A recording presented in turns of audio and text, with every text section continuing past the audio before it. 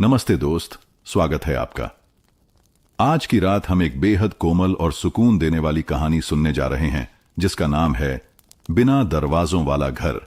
यह सिर्फ एक कहानी नहीं, ये उन दिनों की याद है जब जिंदगी की सबसे बड़ी खुशी सादगी में छुपी होती थी। जैसे जैसे आप इस कहानी में डूबते जाएंगे, आपकी थकी हुई आंखें धीरे धीरे भारी होने लगेंगी और दिल एक अनकही सी राहत महसूस करेगा। अगर ऐसी मीठी नींद लाने वाली कहानियां आपको सुकून देती हैं तो चैनल को जरूर सब्सक्राइब कीजिए। यहां हर 2 दिन में एक नई कहानी आपको सुनाने आती है। और बताइए जरा, आप किस शहर से सुन रहे हैं और अभी आपकी घड़ी में क्या समय हो रहा है। आपके हर कमेंट से, हर लाइक से ये एहसास होता है कि आप वहीं कहीं हैं, सुन रहे हैं और इस नींद भरी दुनिया में मेरे साथ चल रहे हैं। अब चलिए, रोशनी धीमी कर लीजिए, पंखे की हल्की आवाज को महसूस कीजिए और धीरे धीरे आंखें बंद कर लें, क्योंकि अब हम चल पड़ते हैं उस घर की ओर जहां कोई दरवाजा नहीं था और नींद हमेशा खुली मिलती थी। धवलपुर एक ऐसा कस्बा था जो मानो समय की रफ्तार से थोड़ा पीछे चल रहा था। यहां सुबहें धीरे खुलती थीं, दोपहरें नीम की छांव में ठहर जाती थीं और शामें पीले बल्बों की रोशनी में पुरानी कहानियां सुनाती थीं।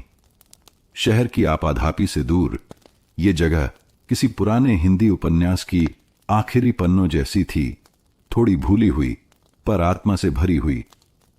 इसी कस्बे की बीच की गली में था एक छोटा सा घर जिसकी दीवारें हल्के नीले रंग की थीं और दरवाजा कभी बंद नहीं होता था। हां, आपने सही सुना, उस घर में कोई ताला नहीं था। घर के बाहर लगे लकड़ी के एक पुराने बोर्ड पर हाथ से लिखा हुआ था, यहां कोई ताला नहीं लगता क्योंकि यहां डर नहीं रहता। यह घर था प्रभात नारायण शुक्ला का, 70 वर्ष के वृद्ध पर मन से किशोर। उनका चेहरा सूरजमुखी की तरह खिला हुआ रहता और चाल में वो ठहराव होता जो सिर्फ एक लंबे शांत जीवन का अनुभव ही दे सकता है। उनकी पत्नी थीं शारदा देवी, एक सौम्य स्त्री जिनके चेहरे पर एक अजीब सी स्थायी मुस्कान थी, जैसे उन्होंने जीवन के सारे दुख भीतर छुपाकर दुनिया को सिर्फ स्नेह बांटना चुना हो। इस घर की एक और खास बात थी, यह न सिर्फ ताले से खाली था बल्कि भय से भी मुक्त था। जब लोग पहली बार इस घर के पास से गुजरते तो रुक जाते, चौंकते, कुछ तो मुस्कुराते हुए कहते, क्या साहस है आजकल के जमाने में। लेकिन जो वहां बार बार आते उन्हें पता था कि यह साहस नहीं, एक जीवन दर्शन था, विश्वास की नींव। प्रभात बाबू हमेशा कहते थे, ताले चोरों को नहीं रोकते, बस हमें डराते हैं, और जब आदमी डरने लगता है तब भरोसा मरने लगता है। उनका यह विश्वास कोई नई सोच नहीं थी, बल्कि उनके पिता पंडित बद्री प्रसाद शुक्ला की दी हुई विरासत थी। पंडित जी स्वतंत्रता संग्राम सेनानी थे और उन्होंने कभी अपने घर की कुंडियां नहीं बंद की। वो कहते थे, जो देश के लिए लड़ सकता है वो अपने घर की रक्षा डर के ताले से क्यों करे। ये घर पीढ़ियों से वैसा ही था। दीवारें नई होती रहीं, छत बदली गई, फर्नीचर आधुनिक हुआ, लेकिन दरवाजा हमेशा खुला ही रहा। एक जीवित घर। इस घर में आने जाने वालों की कोई गिनती नहीं थी। बच्चों की हंसी वहां हर शाम गूंजती, बूढ़े लोग आकर बरामदे में अखबार पढ़ते और राह चलते यात्री अक्सर वहां रुककर पानी पीते। घर की रसोई में हमेशा एक बर्तन में अतिरिक्त खाना रखा रहता, कभी किसी भूखे के लिए, कभी किसी पालतू जानवर के लिए, या कभी बस इसलिए कि कभी कोई भूखा ना लौटे। शारदा देवी अक्सर कहती, जब दिल खुला हो तो दरवाजे को क्या बंद करना।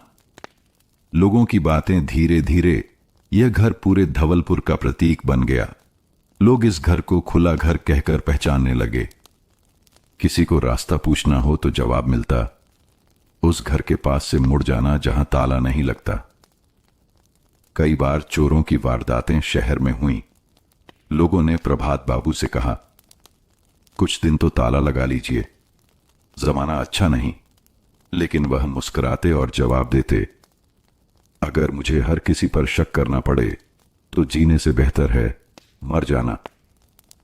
शांति की सुबह, हर सुबह प्रभात बाबू अपने पुराने रेडियो पर राग भैरव बजाते हुए तुलसी के पौधे में पानी देते। शारदा देवी तुलसी पर जल चढ़ाकर हाथ जोड़ती और बरामदे में बैठ जाती। कभी कभी दोनों की बातचीत बहुत साधारण होती, जैसे आज चिड़ियाओं देर से आईं, लगता है बारिश होगी, या पिछली बार रामू का बेटा जो आया था अब बड़ा हो गया होगा, आवाज भारी हो गई थी उसकी। उनकी बातें साधारण थीं, पर उनका जीवन असाधारण। एक धीमी आहट पर जीवन जब बहुत शांत होता है तो जैसे कहीं कोई करवट लेता है। एक अजीब सी हवा बहती है जो कहती है कुछ बदलने वाला है। प्रभात बाबू को वो हवा महसूस हुई थी। एक शाम जब वो बरामदे में बैठे थे, उन्होंने देखा सड़क से एक अजनबी लड़का 2 बार उसी घर के सामने से गुजरा। उसकी चाल धीमी थी, आंखें चौकन्नी, और चेहरे पर वो बेचैनी थी जो शायद भूख, डर और अपराध बोध के मेल से पैदा होती है। प्रभात बाबू ने उसे गौर से देखा, लेकिन कुछ नहीं कहा। शायद उन्हें कुछ महसूस हुआ था। वो सुबह धवलपुर की किसी भी और सुबह जैसी नहीं थी। न चिड़ियों की चहचहाहट पहले जैसी थी, न तुलसी पर जल चढ़ाते शारदा देवी के चेहरे की मुस्कान। मानो हवा में कोई खामोश बोझ लटक रहा हो और सूरज भी आज जल्दी छिप जाना चाहता हो। जब प्रभात बाबू की नींद खुली तो बरामदे में चाय की महक नहीं थी। शारदा देवी रसोई में नहीं थीं। कमरे में सन्नाटा था, बेहद अस्वाभाविक, जैसे कोई अचानक सारी ध्वनियां खींच ले गया हो। उन्होंने उठते हुए आवाज लगाई, शारदा, चाय नहीं बनी? कोई जवाब नहीं आया। उन्हें कुछ अजीब सा लगा। उठे, चप्पल पहनी और रसोई की ओर बढ़े।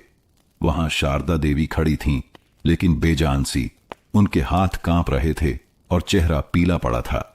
वो उस पुराने संदूक को घूर रही थीं जो अब वहां नहीं था। प्रभात जी, संदूक वो नहीं है। शब्दों ने जैसे कमरे की हवा काट दी। प्रभात बाबू ने तुरंत पूरे घर का मुआयना किया। बैठक में रखा पीतल का वह घड़ा जिसमें कभी उनके पिता ने आजादी की लड़ाई के चंदे के पैसे रखे थे, वो भी गायब था। शारदा की शादी की 2 साड़ियां जो उन्होंने बड़े जतन से सहेज कर रखी थीं, वो भी नहीं थीं। और अलमारी का छोटा सा लॉकर जो अक्सर खाली रहता था, लेकिन पिछले हफ्ते किसी रिश्तेदार से उधार लिए 5,000 रुपए उसमें रखे थे, वो भी खोल दिया गया था। गली की चुप्पी धीरे धीरे यह खबर मोहल्ले में फैल गई। जैसे किसी पेड़ से पहली बार पत्ते गिरते हैं और बाकी पत्ते कांपने लगते हैं। लोग घर के बाहर जमा हो गए। किसी के चेहरे पर चिंता थी, किसी पर दया, और किसी की आंखों में वह सूना सा मैं तो पहले ही कहता था भाव। आजकल भरोसे की कीमत यही रह गई है। ताला तो जरूरी है भाई, दुनिया वही है। लेकिन प्रभात बाबू चुप थे। वो ना गुस्से में थे, न टूटे हुए। वे बस सुन रहे थे, जैसे उनकी आत्मा किसी और आवाज की प्रतीक्षा कर रही हो। एक कागज का टुकड़ा जब सब मुआयना खत्म हो गया तो बरामदे के कोने में शारदा देवी ने कुछ देखा। एक कागज आधा मुड़ा हुआ, नीले स्याही से लिखा, बरामदे के फर्श पर सीढ़ियों के पास पड़ा था। प्रभात जी, ये देखिए। उन्होंने वो कागज उठाया। पेपर पतला था, थोड़ी गंध भी थी, जैसे किसी भीगे हुए कमरे से आया हो। लिखा था, मैं चोर हूं, लेकिन यह पहला घर था जहां मैं दरवाजा नहीं तोड़ सका, क्योंकि वह पहले से खुला था। मैं ले गया सामान, पर छोड़ आया आत्मग्लानि। आपने मुझ पर भरोसा किया और मैंने उसे तोड़ दिया। लेकिन यकीन मानिए, इस घर ने मुझे बदल दिया है। हो सकता है मैं वापस आऊं, कुछ लौटाने या खुद को। एक अजनबी।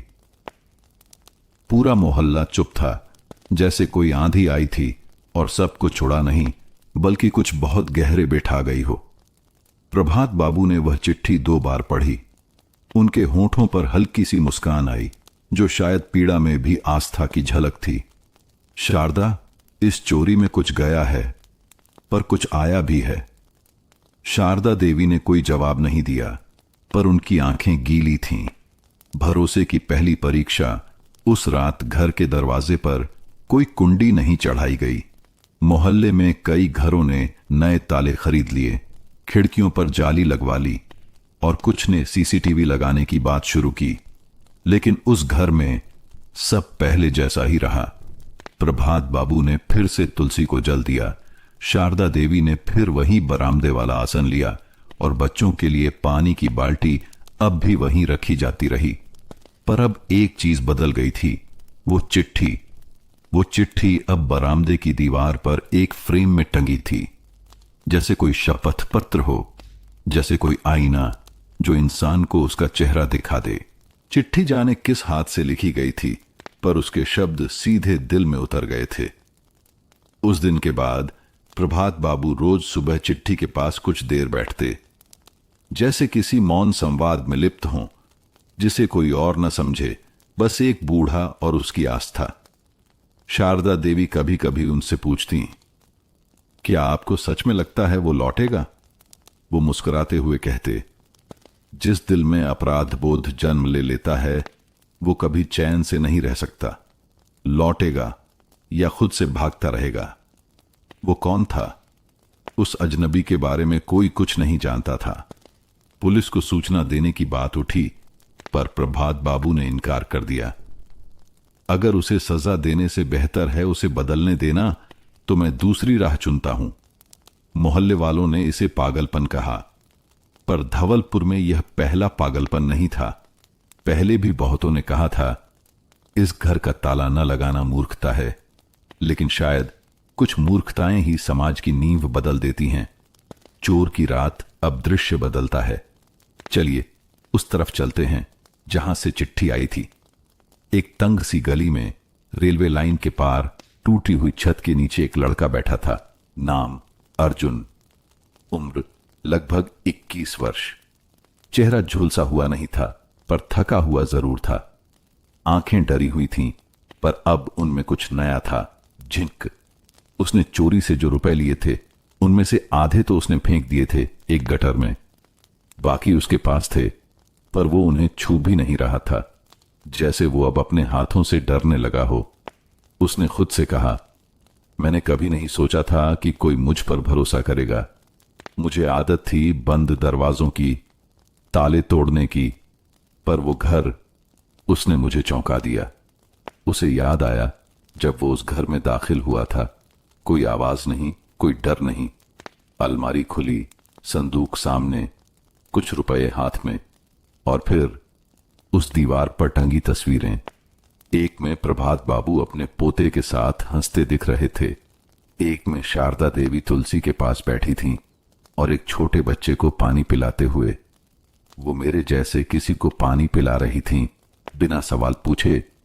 उसके हाथ कांपने लगे थे, पर वह सामान लेकर चला गया, क्योंकि भूख और आदत ने अब तक आत्मा से लड़ाई जीती थी। पर अब उसके भीतर कुछ हारने लगा था। चिट्ठी का जन्म अर्जुन ने वह चिट्ठी अगले दिन रात को लिखी थी। उसने एक पुराना कागज लिया, एक टूटी हुई पेन चुराई और पहला वाक्य लिखा, मैं चोर हूं। फिर एक एक शब्द जैसे उसके भीतर से टपकता गया। जब सुबह हुई तो वो चिट्ठी लेकर फिर उसी गली में लौटा। वहां खड़ा रहा। दूर से देखा कि घर के बुजुर्ग तुलसी को जल दे रहे हैं। उसने चुपचाप आकर चिट्ठी रख दी और चला गया। लेकिन उस रात से अर्जुन की नींद टूट गई थी। अब कोई उसे सजा नहीं दे रहा था, पर आत्मा का सवाल पीछा कर रहा था। प्रभात बाबू की प्रतीक्षा अर्जुन की कहानी से दूर। उधर प्रभात बाबू अब हर शाम एक दीपक दरवाजे के पास जलाने लगे थे। दीपक छोटा था, लौ धीमी थी, पर उसकी गर्मी किसी को रास्ता दिखाने के लिए काफी थी। एक शाम उन्होंने शारदा से कहा, मैं दीपक इसलिए जलाता हूं ताकि अगर वो लौटे तो अंधेरे में रास्ता न भटके। शारदा देवी ने पूछा, और अगर वो कभी न लौटे? वो बोले, तो कम से कम मेरे अंदर की रोशनी कभी बुझने न पाए। एक सप्ताह बीत गया। एक रात जब धवलपुर में गरज के साथ बारिश हो रही थी और हर घर की खिड़कियां बंद थीं, वो घर अब भी खुला था। बरामदे में रखे दीपक की लौ बारिश में कांप रही थी। अचानक एक आहट हुई। दरवाजे पर एक साया दिखाई दिया, गिला, कांपता, रुका हुआ, और फिर एक धीमी दस्तक। बारिश थमी नहीं थी। बिजली की चमक के बीच वो साया फिर दिखाई दिया, दरवाजे के बाहर, गीला और कांपता हुआ। भीतर दीपक की लौ भी अब बुझने के कगार पर थी, लेकिन बुझी नहीं, मानो वह लौ किसी प्रतीक्षा में अड़ी हुई थी। दरवाजे पर तीसरी बार हल्की सी दस्तक हुई। प्रभात बाबू ने धीरे से आंखें खोलीं। वे बैठक में सो रहे थे, लेकिन जैसे किसी अदृश्य ध्वनि ने उन्हें जगा दिया हो। शारदा देवी भी उठ गईं। दोनों ने एक दूसरे की ओर देखा, चुपचाप, बिना शब्दों के। प्रभात बाबू ने दरवाजे की ओर कदम बढ़ाए। उन्होंने दरवाजा खोला नहीं, क्योंकि वो पहले से खुला था। सामने खड़ा था एक लड़का, भीगा, थका और डरा हुआ। अर्जुन। मौन का पहला संवाद। प्रभात बाबू ने बिना कुछ पूछे उस पर एक नजर डाली। न घूरा, न टोका, बस देखा जैसे कोई किसान देखता है कि बीज फूट पड़ा है मिट्टी से। शारदा देवी ने एक पुराना तौलिया लाकर दरवाजे के पास रख दिया। कुछ भी नहीं कहा। अर्जुन ने हाथ जोड़ दिए। होंठ खुले, पर शब्द नहीं निकले। उसकी आंखों से एक आंसू टपका। वो पल ऐसा था जब तीन लोग साथ खड़े थे, और फिर भी पूरी दुनिया चुप थी। अंदर की ओर एक कदम प्रभात बाबू ने सिर हिलाकर कहा, भीतर आओ, ठंड लग जाएगी। अर्जुन ने पैर आगे बढ़ाया। बरामदे की चौखट पार करना उसके लिए किसी न्यायालय की सीढ़ियां चढ़ने जैसा था। वो अंदर आया। बैठक के कोने में शारदा देवी ने एक पुराना कंबल बिछा दिया। एक कटोरी में अदरक वाली चाय और एक थाली में गरम रोटियां रखीं। अर्जुन की आंखें वहीं रुक गईं। उसने हिचकते हुए पूछा, आप मुझे क्यों अंदर लाए? प्रभात बाबू मुस्कुराए। उनकी आवाज धीमी थी, पर स्थिर। क्योंकि तुमने दस्तक दी। चोर चुपचाप आता है बेटा, दस्तक देकर। रात का चुपचाप पुनर्जन्म। उस रात अर्जुन ने बहुत कम खाया, पर बहुत कुछ पी लिया। माफी, मौन और मानवता। शारदा देवी ने उसका सिर पोंछते हुए पूछा, कहां से आए हो? उसने सिर झुका लिया। भागा था सब जगह से, घर से, रिश्तों से, खुद से। और अब? प्रभात बाबू ने पूछा। अब लगता है शायद लौट सकता हूं। प्रभात बाबू ने कहा, कोई भी लौट सकता है, बस मन का दरवाजा खुला रखना पड़ता है। दीवार की ओर देखा। उसने अर्जुन की निगाह उस फ्रेम की ओर गई जिसमें उसकी चिट्ठी टंगी थी। उसे पढ़कर उसकी सांसें तेज हो गईं।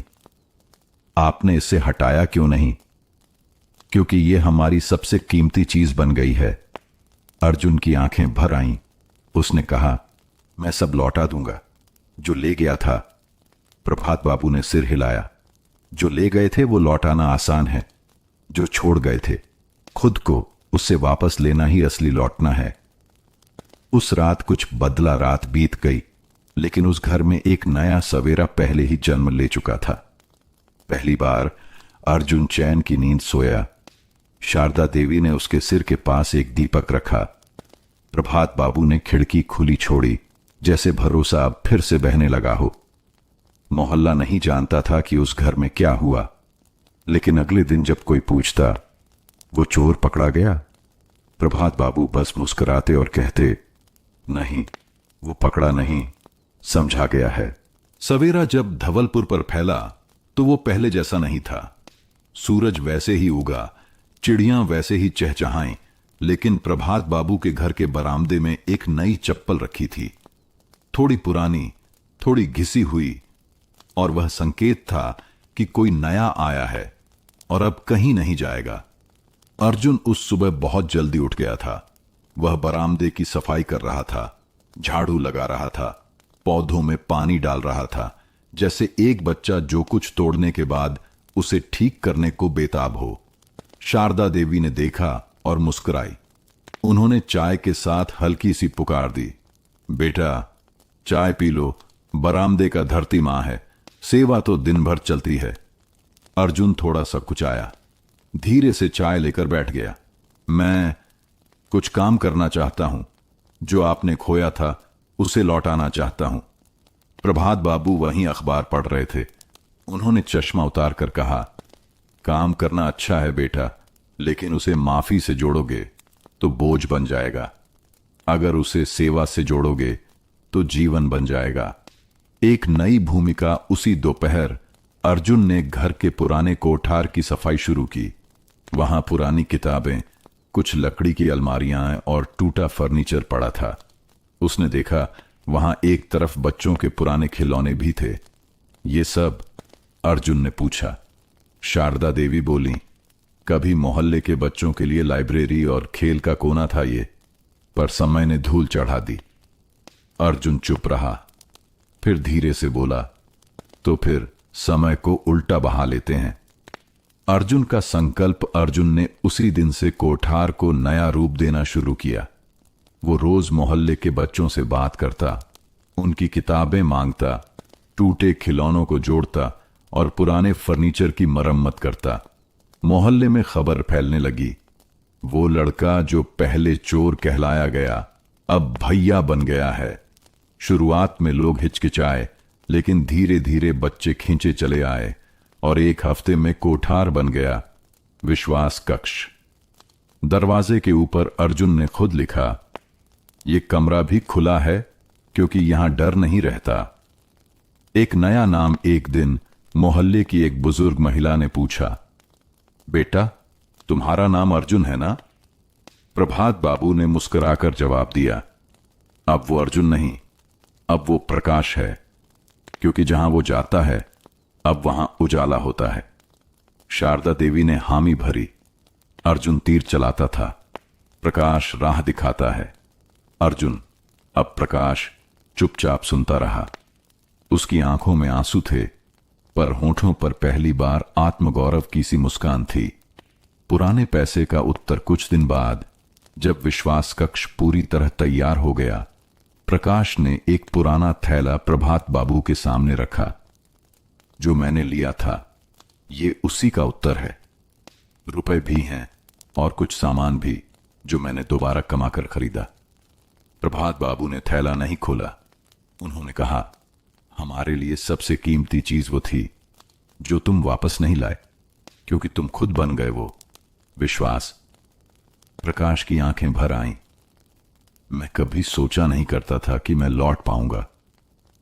शारदा देवी ने उसका सिर सहलाया। जो घर बिना दरवाजे के हो, वहां कोई भी लौट सकता है, बस दरवाजा नहीं, दिल खुला चाहिए। अब हर रविवार को विश्वास कक्ष में बच्चों के लिए कहानियां सुनाई जाती। बूढ़े वहां बैठकर अखबार पढ़ते और राहगीर चाय के साथ विश्राम पाते। लोग अब कहते, वो जो घर है ना, जहां कभी चोरी हुई थी, अब वहां दिल खुलते हैं, ताले नहीं। कुछ महीने बीत चुके थे। धवलपुर में गर्मियां लौट आई थीं और पेड़ पौधों की हरियाली के बीच विश्वास कक्ष बच्चों की हंसी और कहानियों से गूंजता रहता। प्रभात बाबू की सुबहें अब अखबार नहीं, बच्चों की आवाजों से शुरू होती थीं और शारदा देवी की रसोई से फिर वही गुड़ वाली चाय की महक लौट आई थी। और प्रकाश अब मोहल्ले के लिए एक नाम नहीं, एक उदाहरण बन चुका था। एक सामान्य सी दोपहर। उस दिन दोपहर कुछ अलग नहीं थी। प्रकाश यानी पहले वाला अर्जुन किताबों की अलमारी को सही कर रहा था जब एक 8-9 साल की लड़की आई, नाम नेहा। उसकी आंखों में कुछ बेचैनी थी। भैया, ये कोई चिट्ठी गिर गई है। विश्वास कक्ष के दरवाजे के पास पड़ी थी। प्रकाश ने चिट्ठी ली। कागज पीला सा था, कोने मुड़े हुए, लेकिन अक्षर साफ थे। उसे खोलते ही जैसे हवा का रुख बदल गया। चिट्ठी में क्या था? मैंने भी कभी चुराया था, दूसरों का नहीं, अपना भविष्य। मैं जानता हूं आप कौन हैं, मैं जानता हूं आप क्या थे और अब क्या बन गए, लेकिन मुझे नहीं लगता कि मैं बदल सकता हूं। फिर भी अगर कभी हिम्मत हो तो क्या मुझे भी एक दरवाजा मिलेगा, एक और खोया हुआ इंसान। प्रकाश देर तक उस चिट्ठी को पढ़ता रहा। उसका मन जैसे फिर उसी मोड़ पर लौट गया जहां कभी वह खुद खड़ा था। चोरी के बाद अपराध बोध, भागते हुए मन और फिर उस खुले दरवाजे की दस्तक। प्रभात बाबू की सलाह। प्रकाश ने वह चिट्ठी प्रभात बाबू को दिखाई। उन्होंने गहरी सांस ली और कहा, अब तुझसे कोई उम्मीद कर रहा है प्रकाश। अब तू दरवाजा नहीं खटखटा रहा, दरवाजा बन गया है। प्रकाश ने पूछा, पर मैं क्या करूं? कौन है ये? शारदा देवी ने धीरे से जवाब दिया, पहले तूने चिट्ठी छोड़ी थी, अब कोई और वही राह ढूंढ रहा है। शायद वो तुझ तक पहुंचे जैसे तू हम तक पहुंचा था। प्रकाश का उत्तर अगले दिन विश्वास कक्ष के बाहर एक और चिट्ठी टांगी गई, लेकिन इस बार एक उत्तर के रूप में, यह घर अब भी खुला है, यहां ताले नहीं लगते और नाम नहीं पूछे जाते। अगर तुम लौटना चाहो तो दरवाजा खुला है, और दिल भी। एक और कभी खोया हुआ इंसान जो अब खुद दीपक बनना चाहता है। लोग उस चिट्ठी को पढ़ते और मुस्कुराते। बच्चे पूछते, भैया ये चिट्ठियां कहां से आती हैं? प्रकाश जवाब देता, वो आते हैं जहां लोग टूटते हैं और पहुंचते हैं जहां किसी को भरोसा होता है कि टूटे को जोड़ा जा सकता है। और फिर एक शाम, कुछ ही दिनों बाद, एक शाम जब सूर्यास्त हो रहा था और बरामदे के दीपक की लौ फिर जल रही थी, तो वहां एक नई दस्तक सुनाई दी। प्रकाश बाहर आया। सामने खड़ा था एक अधेड़ उम्र का आदमी, शक्ल थकी हुई, आंखें डरी हुई, लेकिन एक उम्मीद के साथ। उसने कोई शब्द नहीं कहा। प्रकाश ने मुस्कुराकर कहा, आप अंदर आ सकते हैं, यहां दरवाजे बंद नहीं होते। बरामदे में हल्की रोशनी थी, दीपक की लौ झिलमिला रही थी, और सामने खड़ा वह अधेड़ उम्र का आदमी, कंधे झुके हुए, चेहरे पर थकान की लकीरें और आंखों में वर्षों से दबे अपराधबोध की परछाई। प्रकाश उसे पहचान गया। उसने कहा नहीं, पर वह जानता था ये वही है जिसने चिट्ठी भेजी थी। नाम नहीं पूछे जाते। प्रकाश ने वही दोहराया जो कभी प्रभात बाबू ने उससे कहा था, यहां नाम नहीं पूछे जाते, सिर्फ इतना जान लिया जाता है कि तुम लौटना चाहते हो, और यही काफी है। उस आदमी की आंखें भर आईं। मैंने बहुत कुछ खो दिया है, खुद को भी, वह बोला। यहां बहुत कुछ पाया जा सकता है, प्रकाश ने मुस्कुराते हुए जवाब दिया, खुद को भी। नया मेहमान आदमी का नाम हरिचरण था। कभी गांव में स्कूल मास्टर रहा, फिर किसी घरेलू कारण से पीने लगा। धीरे धीरे नौकरी गई, सम्मान गया, फिर खुद से विश्वास भी चला गया। उसने कब और कैसे चोरी शुरू की उसे याद नहीं, पर एक दिन किसी ने उसका पीछा नहीं किया, सिर्फ एक चिट्ठी छोड़ दी, और उसी चिट्ठी ने उसका जीवन मोड़ दिया। विश्वास कक्ष में पुनः जन्म हरिचरण अब विश्वास कक्ष में बच्चों को हिंदी और गणित पढ़ाने लगा। उसकी काली स्लेट, जिस पर पहले जीवन की गलतियां लिखी थीं, अब बच्चों के उजले अक्षरों से भर रही थी। शुरू में लोग हिचकिचाए, फिर बच्चों ने उनका नाम हरिदादा रखा। नाम चलता गया, जैसे उनका बोझ धीरे धीरे मिटने लगा। प्रभात बाबू की नजरें, प्रभात बाबू अब ज्यादा बोलते नहीं थे, लेकिन एक शाम उन्होंने प्रकाश से कहा, जब तू आया था तो मैंने एक दीपक जलाया था, अब तूने दूसरा जला दिया। यही है असली जीत, जब रोशनी बांटने लगे हम। प्रकाश की आंखें भीग गईं। वह चुपचाप उस पुराने दीपक के पास बैठ गया और हरिचरण को मुस्कुराते देखा, जो बच्चों के साथ गिनती की कविता दोहरा रहे थे। एक था राजा, एक थी रानी, दोनों में थी बात पुरानी, लेकिन इस बार वह कविता नहीं, जीवन की नई शुरुआत लग रही थी। दीवार पर नया लेख। विश्वास कक्ष की दीवार पर हरिचरण ने खुद अपने हाथ से कुछ लिखा। हर वो व्यक्ति जो गलतियां करता है, एक दरवाजा ढूंढ रहा होता है, हम वही दरवाजा बन सकते हैं। रात को एक दीपक और जला। उस रात घर के सामने एक और दीपक जलाया गया। प्रकाश ने देखा, बाहर रास्ते पर एक छोटा बच्चा रुका, उसकी मां का हाथ पकड़े। उसने दीपक की ओर देखा और पूछा, मां, ये घर कभी बंद नहीं होता क्या? मां ने जवाब दिया, नहीं बेटा, ये घर कभी बंद नहीं होता। गांव में एक पुराना नियम था, जब भी कोई अपना अंतिम समय महसूस करता, वह एक चिट्ठी छोड़ जाता। पर प्रभात बाबू कभी कोई चिट्ठी नहीं लिखते थे। उनका मानना था, शब्दों से ज्यादा काम बोलता है। लेकिन अब समय उनके पास धीरे धीरे फिसलता जा रहा था। धीमी होती सांसें सर्दियों की एक रात थी। प्रभात बाबू लकड़ी की कुर्सी पर बैठे थे। कमजोर शरीर, लेकिन आंखें अब भी वैसी ही चमकदार, जैसे समय को पहचानने वाली हो। प्रकाश उनके पास बैठा था, हरिचरण जमीन पर। बेटा, मैंने जीवन में एक ही ताला देखा है, डर का ताला। और जब तक वो खुलता नहीं, दरवाजे कोई मायने नहीं रखते। प्रकाश कुछ कहने ही वाला था कि उन्होंने अपनी जेब से एक मुड़ी तुड़ी चिट्ठी निकाली। पुराने पीले कागज पर लिखा था, विश्वास की विरासत। चिट्ठी का पाठ उन्होंने कहा, यह मेरी पहली और आखिरी चिट्ठी है। जब मैं नहीं रहूं, इससे पढ़ना सबके सामने।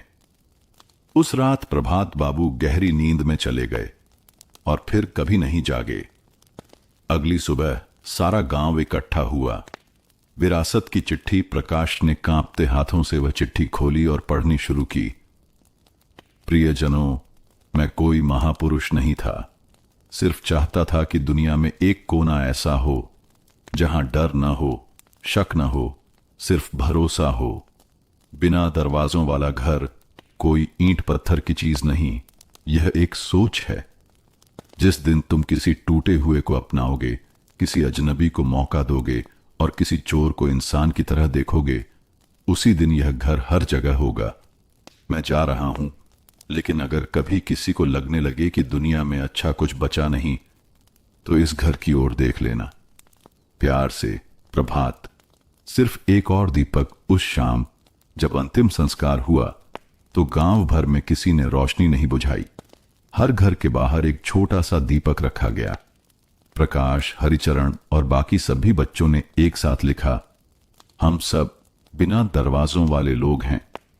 दरवाजे अब भी खुले हैं। समय बीत गया, बच्चे बड़े हुए। हरिचरण ने और 2 विश्वास केंद्र खोले। प्रकाश ने गांव के बाहर एक छोटा सा पुस्तकालय खोला, जहां पहली किताब थी, प्रभात की चिट्ठियां, और उसके पहले पन्ने पर लिखा था, यह कहानी खत्म नहीं होती, क्योंकि यह एक दरवाजा है और दरवाजे बंद नहीं होते। प्रभात बाबू की चिट्ठी के बाद जैसे पूरे गांव में कुछ बदल गया था। अब वो घर सिर्फ एक जगह नहीं था, बल्कि हर इंसान के भीतर बनने लगा था। एक ऐसा स्थान जहां डर नहीं, भरोसा हो। हरिचरण की पहल। हरिचरण ने गांव की पुरानी अनाज कोठरी को एक नया रूप दिया। उसने एक तख्ती लगाई, यह जगह है विश्वास केंद्र। यहां कोई भूखा नहीं जाएगा, यहां कोई सवाल नहीं पूछा जाएगा, यहां कोई दरवाजा नहीं होगा। शुरुआत में कुछ लोगों ने सवाल किए, क्या ऐसा चल पाएगा? लोग इसका फायदा नहीं उठाएंगे? हरिचरण बस मुस्कुराता था। जो फायदा उठाते हैं उन्हें सबसे ज्यादा जरूरत होती है। पहले भरोसा दें, फिर देखिए बदलाव। प्रकाश का पुस्तकालय। प्रकाश ने गांव के कोने में एक छोटी सी झोपड़ी को प्रभात पठनालय बना दिया। वहां एक बोर्ड टंगा था, पढ़ो, चुपचाप जाओ, किताब लौटाओ या न लौटाओ, बस किसी और को पढ़ने दो। धीरे धीरे किताबें आने लगीं। कभी बच्चों की कॉपियां, कभी गांव के बड़ों की आत्मकथाएं। लोग अब पढ़ने से ज्यादा सोचने लगे थे। गांव में बदलाव। जब राधा चाची की गाय बीमार पड़ी तो बिना कहे 8 लोग दवा ले आए। जब किशन को खेत में चोट लगी तो अगली सुबह उसके खेत खुद ब खुद जुट चुके थे। जब किसी ने गांव की दीवार पर लिखा, अब लोग मास्क नहीं मुस्कान बांटते हैं, तो किसी ने नीचे जोड़ा, क्योंकि हम सब बिना दरवाजों वाले हो गए हैं। एक चोर की वापसी। इसी बीच एक बूढ़ा आदमी चुपचाप गांव आया, कमजोर, लाठी के सहारे। हरिचरण ने उसे पहचान लिया। वही चोर जिसने वर्षों पहले प्रभात बाबू के घर से सामान चुराया था और चिट्ठी छोड़ी थी। गांव वाले ठिठक गए, पर हरिचरण ने आगे बढ़कर उसका हाथ थामा और कहा, आपका स्वागत है हमारे घर में, हमारे दिल में। वो बूढ़ा आदमी फूट फूट कर रोने लगा। मंदिर की दीवार पर लिखा गया। गांव के मंदिर की दीवार पर आज भी ये पंक्तियां चमक रही हैं, जिस घर में दरवाजे न हो वहां इंसान अंदर नहीं आता, उसका भरोसा आता है।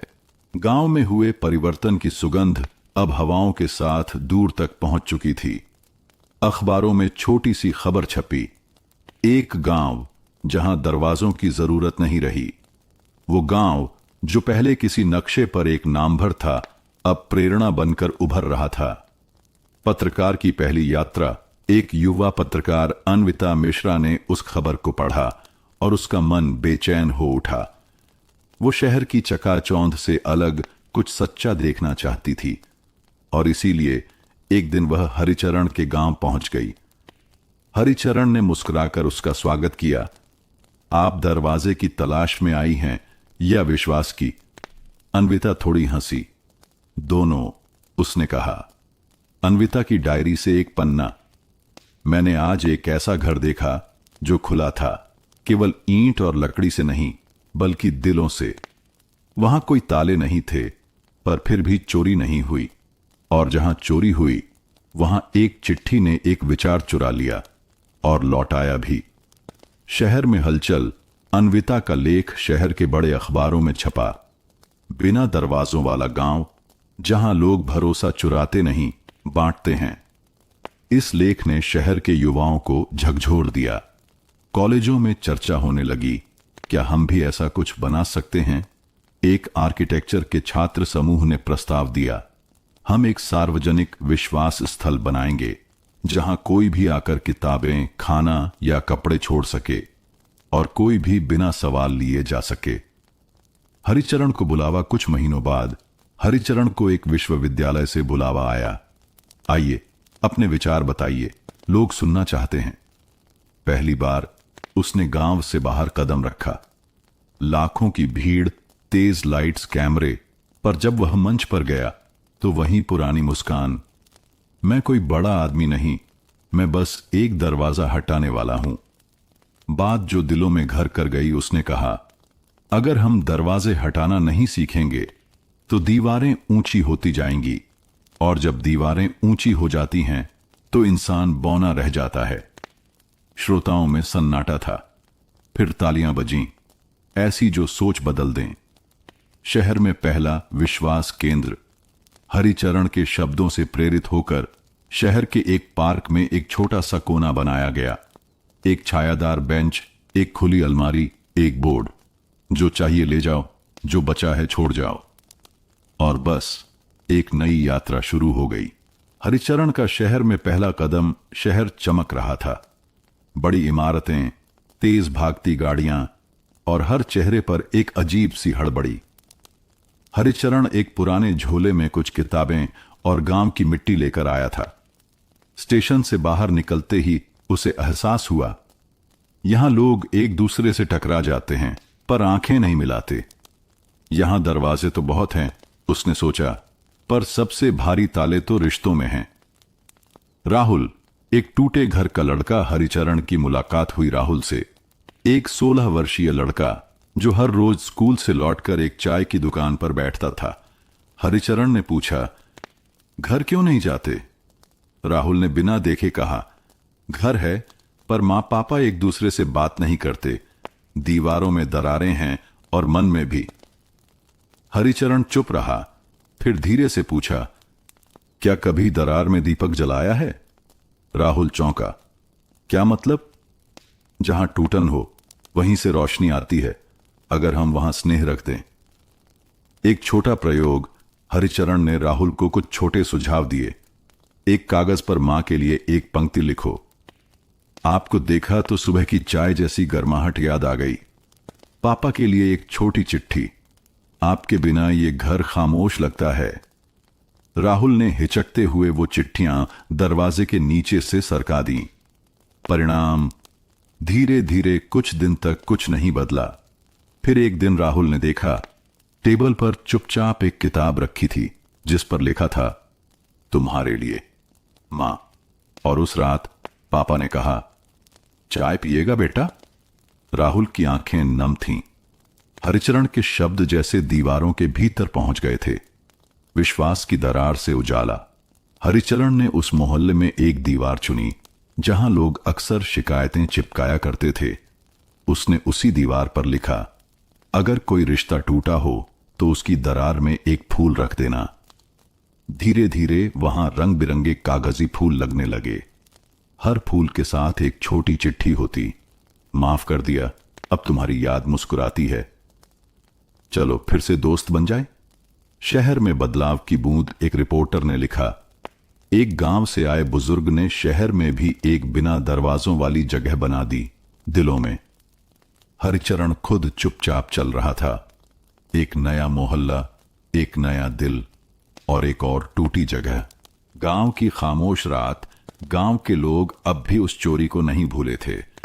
घर अब भी खुला था, पर अब हर कोई जरा सतर्क रहता था। तभी एक रात एक पुरानी साइकिल की आवाज आई, धूल उड़ती हुई, टायर चरमराते हुए, और फिर वही दरवाजा जो कभी बंद न हुआ, धीरे से चर्र की आवाज करता हुआ खुला। हरिचरण दरवाजे पर हरिचरण बाहर निकले और साय को देखा।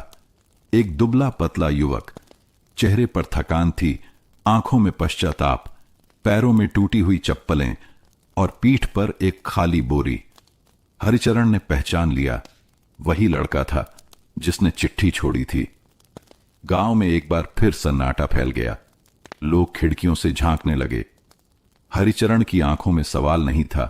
हरिचरण ने केवल पूछा, थक गए हो? लड़का कांपती आवाज में बोला, हां, बहुत। हरिचरण ने दरवाजा पूरी तरह खोल दिया, जैसे कहना हो अब भी कोई ताला नहीं लगा। एक सभा बोली। अगले दिन गांव में पंचायत बुलाई गई। सबका मन भारी था, डर, गुस्सा, असहायता। लेकिन हरिचरण ने सभी से कहा, इसने चोर की तरह लिया, लेकिन एक इंसान की तरह लौट आया है। अगर हम इसका स्वागत न करें तो हम उस घर जैसे नहीं रहेंगे जो बिना दरवाजे के बना था। लड़के की सच्चाई उस युवक ने आंखों में आंसू ली कहा, मैंने वह सब कुछ लिया जो हाथ आया, पर चिट्ठी में जो आपने लिखा था, विश्वास कोई ताला नहीं, एक प्रकाश है, वो मुझे अंदर से तोड़ गई। मैं हर शहर में भागा, पर आपके शब्दों से नहीं भाग सका। गांव की प्रतिक्रिया। एक बुजुर्ग उठे, बोले, तूने गलती की, हां, पर तुझ में लौट आने की हिम्मत थी। तेरा स्वागत है, लेकिन अब तुझसे एक वादा चाहिए। युवक ने सिर झुका लिया। मैं यहीं रहूंगा, काम करूंगा और यह भरोसा लौटाऊंगा। उसका नाम? हरिचरण ने मुस्कुराकर पूछा। तुम्हारा नाम क्या है बेटे? लड़का बोला, आकाश। हरिचरण ने कहा, फिर तू अब इस घर का भी आकाश है। जैसे ये घर खुला है, अब तेरा मन भी खुला रहे। और उस रात गांव के लोग पहली बार उस चोर के लिए खाना लेकर आए। किसी ने रोटियां दी, किसी ने पुराने कपड़े और किसी ने एक कागजी फूल जिस पर लिखा था, विश्वास लौट आया, दरवाजा अब भी खुला है। गांव का नया सपना, जिस गांव ने कभी डर के साए में नींद खो दी थी, अब वहां उम्मीद की महक आने लगी थी। आकाश अब चुप नहीं रहता। वो रोज सुबह हरिचरण के साथ खेतों में जाता, बुजुर्गों के साथ बैठकर उनके अनुभव सुनता और सबसे ज्यादा गांव के बच्चों के साथ खिलखिलाता।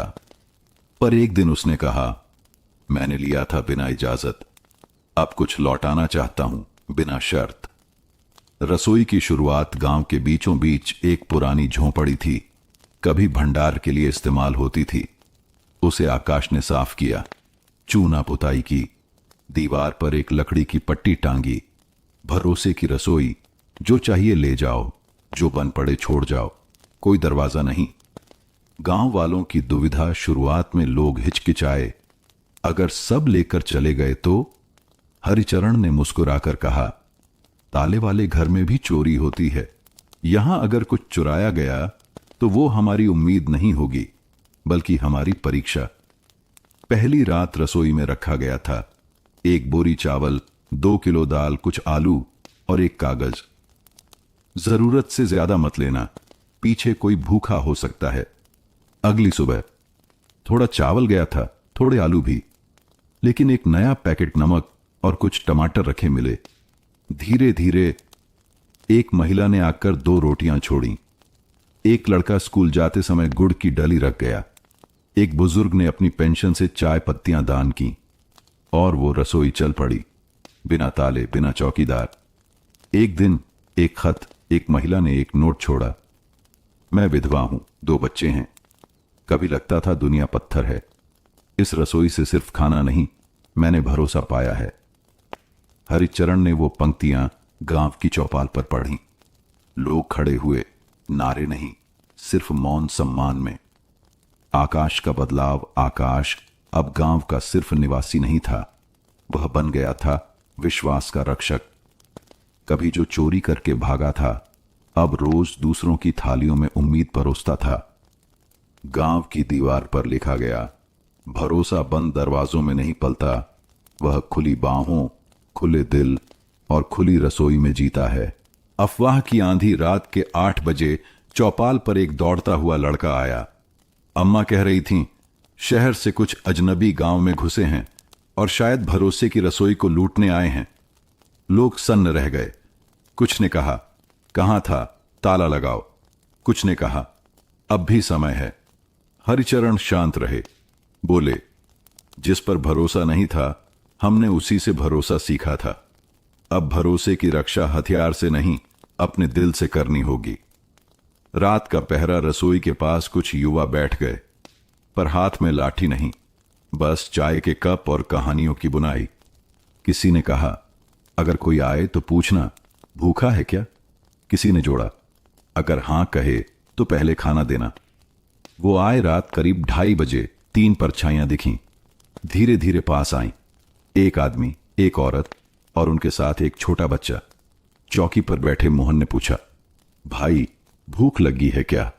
आदमी रुका, कांपती आवाज में बोला, हम भागे हुए हैं, पेट में 2 दिन से कुछ नहीं गया, डर था कि लोग भगा देंगे। मोहन हंसा नहीं, डराया नहीं, बस कहा, आओ पहले कुछ खा लो, फिर सुना देना कहानी। सुबह की चिट्ठी। अगली सुबह रसोई में एक कागज पड़ा मिला। हम वो नहीं थे जिनसे डर था, लेकिन आपने जो दिया वो सिर्फ खाना नहीं था, आपने हमें इंसान होने का एहसास दिया। अब हम भी अपनी जगह एक भरोसे की रसोई बनाएंगे। गांव की प्रतिक्रिया। अब गांव को अफवाहें डराती नहीं थीं। अब वहां एक नया नियम था, जो डराता है उससे लड़ो नहीं, उसे भरोसे से जीत लो। हरिचरण की मुस्कान। हरिचरण ने आसमान की ओर देखा और कहा, शायद इसीलिए यह घर बिना दरवाजों वाला था, ताकि इंसान भीतर से खुल सके। सुभाष का हाथ। गांव के सरकारी स्कूल की सफेद दीवार अब कुछ पुरानी लगने लगी थी। छिलती हुई पलस्तर, धूप से फटी हुई सतह। एक दिन 7वीं कक्षा का छात्र सुभाष एक कोने में बैठा था, हाथ में कोयला था। टीचर ने डांटा, क्या दीवार गंदी कर रहा है? पर उसने जवाब नहीं दिया। लिखी गई बात। शाम को जब गांव वालों ने देखा तो उस दीवार पर एक पंक्ति चमक रही थी, अगर दरवाजे नहीं भी हों तो भी दिल बंद न होना चाहिए। सादा अक्षरों में लेकिन गहराई लिए हुए। गांव की प्रतिक्रिया। हरिचरण, रुक्मिणी, मोहन और कई अन्य लोग आए। कुछ ने मुस्कुराकर सिर हिलाया, कुछ बूढ़ों की आंखें भर आईं। सरपंच ने कहा, इस पंक्ति को मिटाना नहीं, ये हमारे गांव की पहचान है। नारा बन गया। अगले दिन स्कूल की प्रार्थना सभा में बच्चे बोले, हम वो गांव हैं जहां ताले नहीं हैं और दीवारें इबारत बन जाती हैं। शहर से पत्रकार आया, तस्वीर ली, अखबार में छपा, बिना ताले का गांव भरोसे का संदेश बन गया। सुभाष का सवाल। सुभाष ने हरिचरण से पूछा, दादा क्या एक बच्चा भी बदलाव ला सकता है? हरिचरण ने जवाब दिया, बदलाव कोई उम्र नहीं देखता, वो बस सच देखता है, और तूने सच्चाई लिख दी। संग्रहालय का निमंत्रण। कई महीनों बाद एक पत्र आया, राष्ट्रीय मानवता संग्रहालय, भोपाल से। हम आपके गांव की दीवार और उस पर लिखी इबारत को हमारे संग्रहालय में स्थान देना चाहते हैं। हरिचरण की प्रतिक्रिया। हरिचरण मुस्कुराए, हमें दीवार भेजने की जरूरत नहीं, हम वो भावना भेजेंगे जो हर दीवार को खुली किताब बना दे। गर्मी की एक दोपहर। 5 साल बीत चुके थे। गांव अब राज्य में मिसाल बन चुका था। बिना ताले वाला घर अब भी वैसा ही था, खुला, शांत और प्रेम से भरा। एक दोपहर जब रसोई में कुछ महिलाएं चावल धो रही थीं, एक अजनबी आदमी आकर चौखट पर खड़ा हो गया। चेहरा थका हुआ, कपड़े पुराने, आंखें झुकी हुईं। उसकी चुप्पी मोहन ने उसे देखा पर पहचाना नहीं।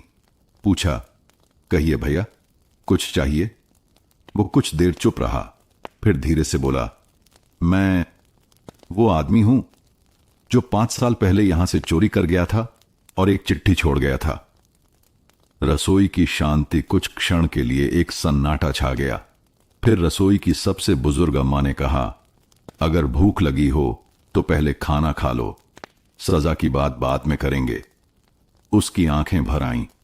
वो जमीन पर बैठ गया, जैसे वर्षों का बोझ उतर गया हो। हरिचरण से भेंट हरिचरण आए, उसे देखा, पहचान लिया। बिना क्रोध, बिना तिरस्कार पूछा, अब क्या लेने आए हो बेटा? उसने कहा, कुछ भी नहीं, बस लौट आया हूं ये कहने कि आपकी मानवता ने मेरी जिंदगी बदल दी। उसकी कहानी उसने बताया। जिस पैसे से मैं भागा था वो 2 दिन में खत्म हो गया, पर आपकी चिट्ठी ने मेरा पीछा नहीं छोड़ा। हर जगह जाकर मैंने काम मांगा, लोगों से सच कहा। मैं चोर हूं, लेकिन बदलना चाहता हूं, और कुछ जगहों पर मुझे स्वीकार कर लिया गया। अब वो एक एनजीओ में काम करता था। भूखे बच्चों को खाना खिलाने का काम करता हूं। गांव की सभा रात को चौपाल में सभा हुई। गांव वालों ने सुना उसकी बातें, उसकी आंखें, उसकी शर्म। किसी ने दंड नहीं मांगा, बल्कि मोहन ने कहा, जो लौट आए उसे बाहों में भरना ही तो सच्चा भरोसा है। नई शुरुआत अगले दिन उसने भरोसे की रसोई में स्वयं सेवक बनने की इच्छा जताई। हरिचरण ने कहा, हम तुझे माफ नहीं कर रहे, तुझे स्वीकार कर रहे हैं, और यही माफी से बड़ा होता है। दीवार पर नया वाक्य सुभाष ने रसोई की दीवार पर एक नई पंक्ति लिख दी, जो लौट आता है वह चोर नहीं, वो एक नया इंसान होता है। एक नया पाठ गांव के स्कूल में एक दिन प्रधान अध्यापक श्रीमान मिश्रा ने बच्चों से पूछा, अगर कोई चोर सुधर जाए तो क्या वो अब भी चोर कहलाएगा? बच्चे चुप, कुछ उलझे हुए, कुछ सोच में। फिर एक लड़की उठी, मीनू, अगर बीज से पेड़ बन जाए तो हम उसे बीज तो नहीं कहते ना? मिश्रा जी मुस्कुराए। ठीक कहा, आज से हम भरोसे की पढ़ाई शुरू करेंगे। मानवता की शिक्षा नए विषय का नाम रखा गया। मानवता की शिक्षा बच्चों को सिखाया गया। माफी मांगना कमजोरी नहीं, हिम्मत है। हर इंसान में बदलाव की ताकत है। किसी के अतीत को नहीं, वर्तमान को देखो। हर हफ्ते एक सत्र होता जहां जीवन की कहानियां सुनाई जाती। पहली कहानी थी बिना दरवाजों वाले घर की। चोर बना शिक्षक, वो लौटे हुए चोर अब गांव में सत्येंद्र भाई के नाम से जाने जाते थे। अब स्कूल में हर महीने आते, बच्चों से खुलकर बात करते। मैंने चोरी की थी, पर सबसे बड़ा अपराध तब किया जब खुद से भरोसा खो दिया था। बच्चे उनकी आंखों में वो सच्चाई देखते जिसे किताबें नहीं सिखा सकती। हर बच्चा बना रक्षक। गांव के बच्चों ने प्रण लिया, हम किसी पर शक करने से पहले उससे बात करेंगे। और फिर जो हुआ वो गांव की पहचान बन गया। एक दिन ऐसा आया, एक दोपहर बाहर से एक व्यापारी गांव आया, महंगी घड़ी पहने, बड़ी कार में। उसने पूछा, तुम लोग ताले क्यों नहीं लगाते? मीनू ने जवाब दिया, क्योंकि हम मानते हैं कि अगर कोई कुछ ले जाए तो उसकी जरूरत होगी, लालच नहीं, और जरूरतमंद को देना चोरी नहीं होता।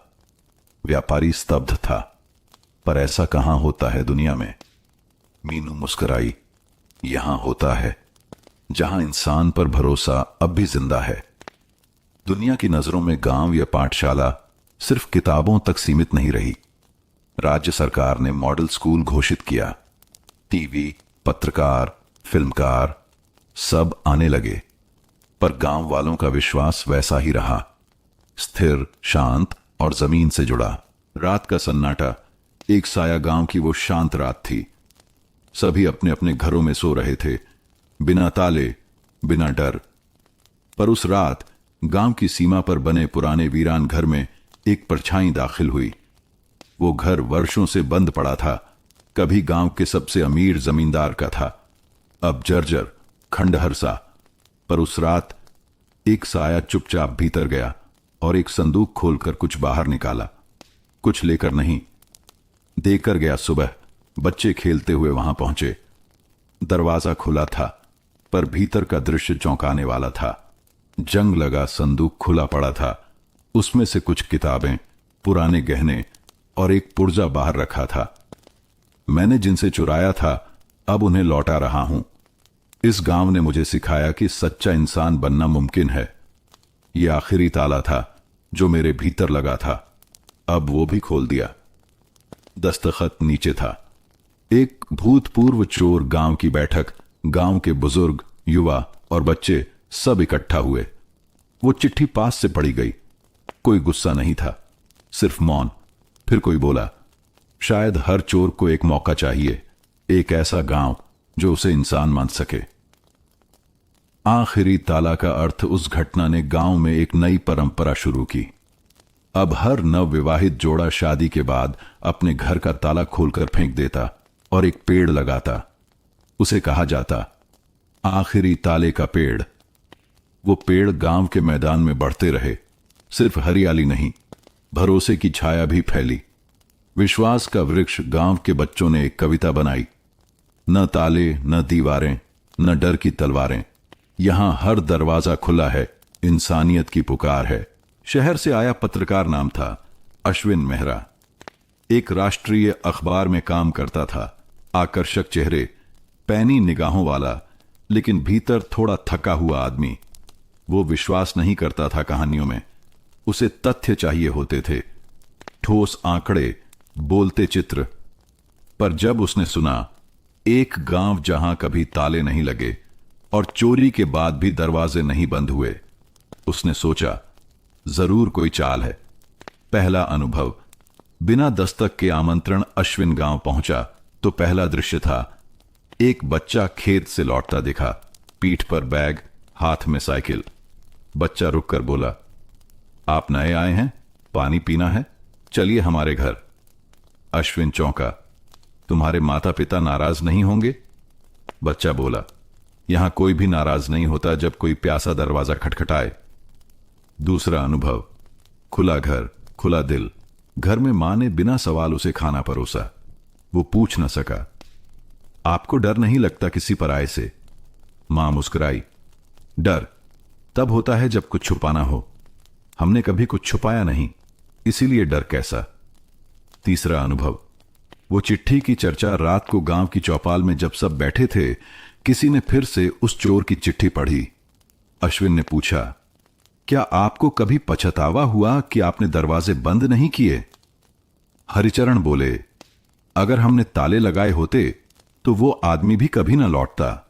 इंसान को लौटने का दरवाजा खुला रखना चाहिए। रात में अकेले अश्विन ने रात उसी खुले घर में बिताई जहां कभी चोरी हुई थी। वो डर के कारण नहीं सो पा रहा था, लेकिन रात के तीसरे पहर जब उसने छत से तारों को देखा और एक वृद्ध की धीमी बांसुरी सुनी तो उसके भीतर का दरवाजा खुल गया। सुबह रिपोर्ट नहीं, आत्मकथा। सुबह लौटते समय उसने अपनी डायरी में लिखा, मैं एक कहानी ढूंढने आया था, लेकिन अपने भीतर की एक दीवार खोली है। यह गांव एक सबक है कि विश्वास कोई अबू शब्द नहीं, बल्कि जीने का तरीका है। कुछ महीने बीते। अश्विन की रिपोर्ट छपी, जहां भरोसा सांस लेता है, बिना ताले का गांव। लोगों ने पढ़ा और कोई रोया तो किसी की यादें हिल गईं। बहुत से लोग थे जो कभी इस गांव से गए थे, शहरों में, विदेशों में, जिन्हें लगता था गांव अब पुराना हो गया, वो प्रेम, वो अपनापन अब कहां। लेकिन अब वो लौटने लगे। लौटने वाले रेखा, राकेश और रमेश काका। रेखा, जिसने 10 साल पहले शादी के बाद शहर को चुना, अब 2 बच्चों के साथ लौटी। बोली, मैंने बच्चों को बहुत कुछ सिखाया, लेकिन भरोसे की भाषा नहीं सिखा पाई, अब यहीं सिखाऊंगी। राकेश आईटी कंपनी में काम करता था। बोला, हर दिन पासवर्ड बदलता था, लेकिन यहां रिश्ते बिना पासवर्ड के चलते हैं। यही असली सिक्योरिटी है। रमेश काका बूढ़े हो चले थे, 70 की उम्र में लौटे। कहते थे, अब शरीर थक गया है, लेकिन आत्मा यहीं चैन पाएगी। गांव में बदलाव, लेकिन आत्मा वहीं जिन्होंने पहले गांव छोड़ा था। अब वहीं लौटकर स्कूल खोले, पुस्तकालय बनाए, मिट्टी के घरों को नए रंग दिए, लेकिन ताले फिर भी नहीं लगे। वो जानते थे, जो सबसे सुरक्षित है वो दिल की दीवारों पर लिखा होता है, और वहां कोई चोर नहीं पहुंच सकता। चोर की दूसरी चिट्ठी। एक रात फिर किसी ने देखा, गांव के मंदिर के पास एक चिट्ठी पड़ी थी। लिखा था, मैं अब चोर नहीं रहा। आपने मुझसे चोरी करके मेरे भीतर का डर छीन लिया। अब मैं लोगों को सिखाता हूं कि खुलापन क्या होता है। किसी दिन लौटूंगा, एक दीपक लेकर उस दरवाजे पर जो कभी बंद नहीं हुआ था। बिना दरवाजों वाला घर, एक आंदोलन। अब ये गांव सिर्फ गांव नहीं रहा, एक प्रतीक बन गया। टीवी, इंटरनेट, किताबें, सबने इसका जिक्र किया, पर जो आए उन्हें एहसास हुआ ये कोई चमत्कार नहीं, बल्कि बहुत साधारण और बहुत सच्चा जीवन था। गांव की सर्द रात थी। मौन गहराता जा रहा था। चांद अधूरा था, लेकिन किसी के कदम पूरे थे। एक बूढ़ा आदमी, सर पर सफेद टोपी, हाथों में धीमी लौ वाला दीपक लिए हर घर के सामने रुकता था। दरवाजे नहीं थे, लेकिन वह फिर भी रुकता। जहां दरवाजा नहीं होता, वहां दहलीज और भी पवित्र हो जाती है। वो हर घर की सीढ़ी पर दीपक रखता, फिर सिर झुकाकर एक क्षण ठहरता। कोई जानता नहीं था उसका नाम। कभी किसी ने सवाल नहीं पूछा, वो बोलता भी नहीं। पर जब वो लौटता, सुबह तक पूरे गांव में दीपक जलते मिलते, और हर दीपक के नीचे एक पत्ता होता, नीम का पत्ता। लोग समझते, कड़वे सच के साथ जलती है सच्ची लौ। बच्चों की उत्सुकता, बच्चे उसके पीछे पीछे दौड़ते, पर वो धीमे चलता और एक बार पलटकर मुस्कुरा देता। एक दिन एक बच्चा पूछ बैठा, बाबा, आप ये दीपक क्यों रखते हो जब यहां कोई दरवाजा ही नहीं? उसने सिर पर हाथ रखा और धीरे से कहा, हर आत्मा का एक दरवाजा होता है, मैं वहीं दीपक रखता हूं। गांव में एक नई प्रथा, अब हर साल गांव के लोग दीप रात्रि मनाने लगे। हर घर के सामने एक दीपक, हर मन में एक स्मृति। उस रात कोई ताले नहीं लगाता, कोई डरता नहीं, कोई संदेह नहीं करता। अंत नहीं, आरंभ ये कहानी किसी चोर की नहीं, किसी घर की नहीं, बल्कि मानवता की कहानी थी। वो बूढ़ा आदमी कौन था? शायद वही चोर था, या कोई और, या फिर हम सबके भीतर का एक रूप जो हमें याद दिलाता है कि भरोसा खोने से पहले नहीं टूटता, वो तब टूटता है जब हम विश्वास करना बंद कर देते हैं। हमारी दूसरी कहानी है रिश्तों की उलझन। बूढ़ी सावित्री देवी की आंखें अब बहुत देर धागा नहीं देख पाती थीं, लेकिन उंगलियां आज भी ऊन के गोले से धागा खींचने में किसी कलाकार की तरह सधी हुई थीं। बरसों से बंद पड़े संदूक को आज उन्होंने खोला था। भीतर रखे पुराने ऊन के गोले, अध बुना एक नीला स्वेटर और एक जोड़ी बुनाई की सुइयां झूठी मुस्कान के साथ उनके सामने आ गए। नीला रंग उसे पसंद था, उन्होंने खुद से कहा, फिर गहरी सांस लेते हुए बुनाई शुरू कर दी। हर फंदा, हर गांठ एक चुप्पी थी जो बरसों पहले उनके और बेटे नरेंद्र के बीच आ खड़ी हुई थी। वो चुप्पी आज भी ताजी थी, जैसे कल ही कुछ टूटा हो। बरामदे में बैठे हुए वो बुनती गईं। रेडियो धीमी आवाज में पुराने गीत बजा रहा था, लेकिन अंदर कहीं एक आवाज गूंज रही थी जो नरेंद्र की थी। 7 साल से न सुनी गई, न बोली गई। मां, तुम्हें हर बात में टांग अड़ाने की जरूरत नहीं है, मैं अब बच्चा नहीं हूं। यही आखिरी वाक्य था जो घर छोड़ते वक्त उसने कहा था। सावित्री के हाथ कांपने लगे, सुई से एक फंदा छूट गया। लेकिन आज, सालों बाद, वो फिर से उसी अधूरे स्वेटर को पूरा करने बैठी थीं। क्यों? क्योंकि मन के भीतर एक गांठ तब तक नहीं खुलती जब तक ऊन के धागे से रिश्ता न बुन लिया जाए। बरसात की नमी से पुराना कमरा थोड़ा सीलन से भर गया था। दीवारों पर लगे काले धब्बे जैसे समय के साथ उग आए हों। हर एक में एक कहानी, एक मौन संवाद छिपा था। सावित्री देवी ने अपनी साड़ी के पल्लू से सुई को साफ किया और धागा फिर से चढ़ाया। पहला फंदा, पहली गांठ। यही गांठ थी जब नरेंद्र पहली बार बिना पूछे कॉलेज की फीस भरने के लिए पिताजी की जमा पूंजी से पैसे निकाल लाया था। उन्होंने डांटा नहीं था उस वक्त, बस नजरें झुका ली थीं। लेकिन उस दिन के बाद उन्होंने पहली बार बुनाई करना छोड़ा था। ऊन का वही गोला जो आज उनके हाथों में था, तब भी अधूरा रह गया था। कभी कभी रिश्ते बातों से नहीं, खामोशियों से उलझते हैं, उन्होंने मन में सोचा। तभी दरवाजे की घंटी बजी। धड़कनें जैसे एक पल को रुक गईं। क्या वो? फिर तुरंत ही ख्याल आया, नहीं, वो नहीं होगा। 7 साल में एक बार भी लौटकर नहीं आया, आज क्यों आएगा? दरवाजा खोला तो पड़ोस की सरला थी, हाथ में सब्जी की टोकरी लिए। अम्मा जी, हल्दी चाहिए थी। और आप फिर बुनाई कर रही हैं? सावित्री ने मुस्कुराकर सिर हिलाया। हां, सोच रही हूं इस बार पूरा कर ही लूं। सरला ने उनकी ओर देखा, फिर नीले ऊन की ओर। ये वही पुराना है ना जो नरेंद्र बाबू के लिए बन रहा था? सावित्री का हाथ रुक गया, गला कुछ कस गया। हां, अब उसकी माप से छोटा होगा शायद, लेकिन फंदों में तो अब भी उसी की गर्मी बसी है। सरला चुप हो गई, कुछ देर बैठी, फिर चली गई। कमरे में फिर वही मौन। सावित्री ने ऊन का गोला उठाया। हर गांठ एक शिकायत है और हर फंदा शायद एक क्षमा। अभी नीला स्वेटर फिर से बुनना शुरू हुआ ही था, और अतीत की परतें भी। सावित्री देवी की छोटी अलमारी में एक छोटा डिब्बा था, पुराने बिस्किट के टिन का डिब्बा, जिसे उन्होंने वर्षों से संभाल कर रखा था। उसमें कुछ अधूरी चिट्ठियां थीं। सभी नरेंद्र के नाम लिखी गई थीं, पर कभी पोस्ट नहीं की गईं। आज जब ऊन की तीसरी कतार शुरू हुई, उनकी नजर उस डिब्बे पर पड़ी। उन्होंने उसे खींचकर पास रखा और ढक्कन खोला। सारे कागज पीले पड़ चुके थे। स्याही कुछ जगहों पर धुंधली हो गई थी, पर शब्द अब भी तीखे थे, जैसे हर अक्षर में अधूरी ममता चुभ रही हो। बेटा नरेंद्र, उस दिन जो तुमने कहा, वो मेरे लिए सिर्फ एक बात नहीं थी, वो एक दीवार थी जो हमारे बीच खड़ी हो गई। पर मां तो दीवारों से प्यार नहीं करती, मां तो दरवाजा ढूंढती है। क्या कभी लौट कर आओगे? मां। सावित्री की आंखें भर आईं। उन्होंने चिट्ठी मोड़कर फिर डिब्बे में रख दी। चिट्ठियों से क्या फर्क पड़ता है जब जवाब कभी नहीं आता। फिर सुई उठाई और चौथी कतार शुरू की।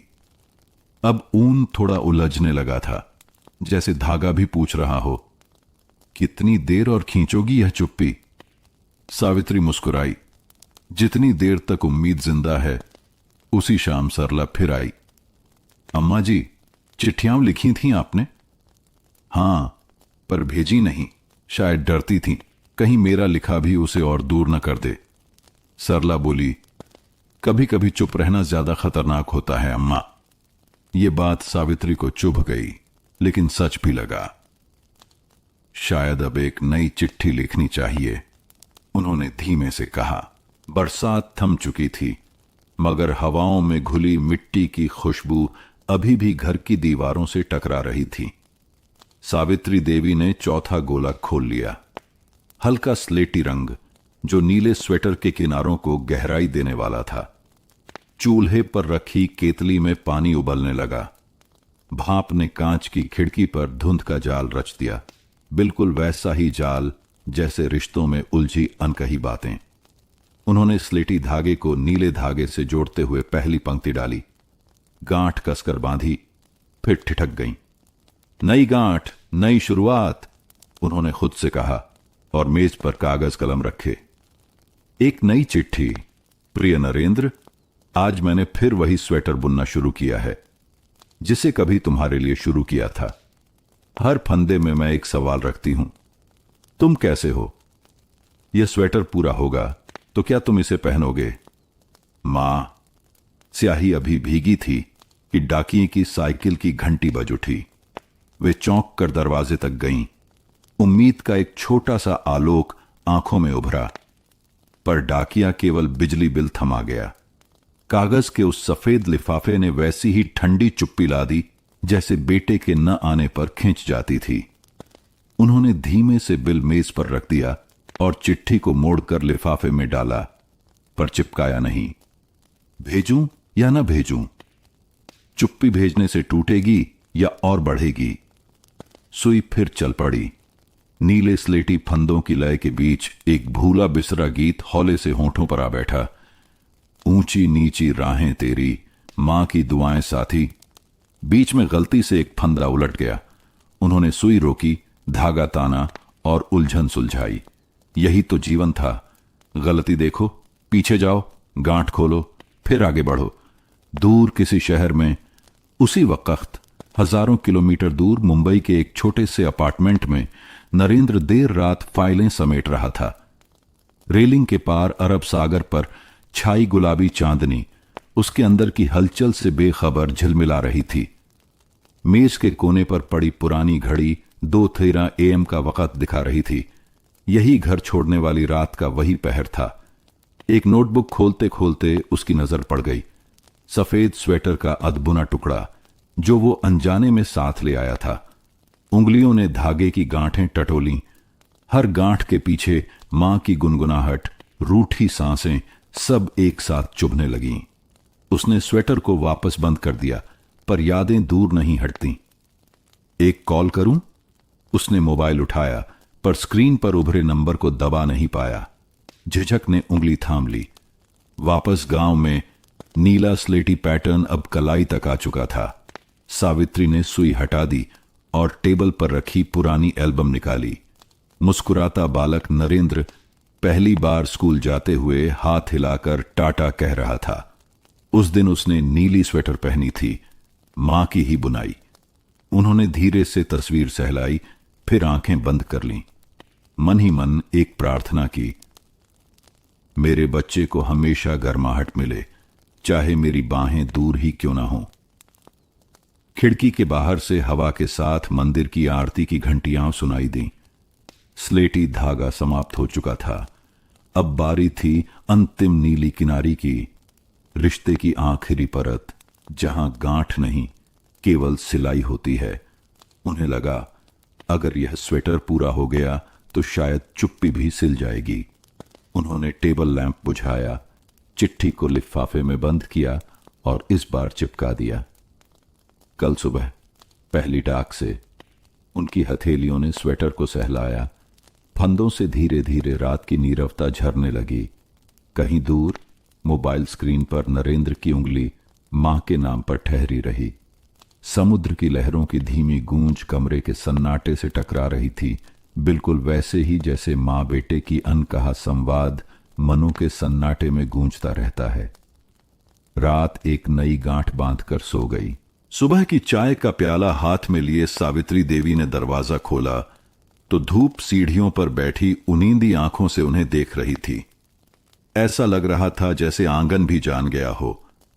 आज कुछ बदल रहा है। उन्होंने नीली चिट्ठी उठाई जिसमें हल्की सी गुलाबी साड़ी के रेशे अटक गए थे, जैसे मां की ममता ने भी खुद को उसमें बांध दिया हो। डाकखाने तक की दूरी बहुत ज्यादा नहीं थी, पर उम्र की थकान अब हर कदम को धीमा कर देती थी। फिर भी आज उनका चलना अलग था। हर कदम के नीचे एक हल्की सी उम्मीद थी। सामने वही पुराना डाकखाना, लाल रंग की दीवारें, धूप से झुलसे हुए लकड़ी के खिड़की पल्ले। वहां बैठे बुजुर्ग बाबूजी ने उन्हें पहचान लिया। अरे सावित्री बहन, बरसों बाद आई। सावित्री मुस्कुराई। चिट्ठी भेजनी है बेटे को। बाबूजी ने हाथ बढ़ाया। नाम बताइए। नरेंद्र वर्मा। पता वही है जो पहले दर्ज था, मुंबई वर्सोवा का। उन्होंने कांपते हाथों से लिफाफा आगे बढ़ाया। बाबूजी ने उसे तौलकर टिकट चिपकाया और रजिस्टर में नाम लिखा। कोई जवाब आए तो हम खबर भेजेंगे बहन जी, उन्होंने भरोसा दिलाया। सावित्री ने हल्के सिर हिलाया। जब वापस मुड़ी तो हवा में हल्का सा सुगंध भरा था, जैसे पुराने दिनों की कोई स्मृति फिर से चल पड़ी हो। रास्ते में उन्होंने 2 गुलाब खरीदे, एक खुद के लिए, एक उस दीवार पर रखने के लिए जहां नरेंद्र की तस्वीर लगी थी। मुंबई की हलचल में, उधर मुंबई में नरेंद्र अपने ऑफिस के कैबिन में बैठा था। कंप्यूटर स्क्रीन पर ढेरों ईमेल्स की कतार, रिपोर्ट्स की चिन्हित गिनती और कानों में मैनेजर की निर्देशात्मक आवाजें, सब उसकी दुनिया का हिस्सा बन चुके थे।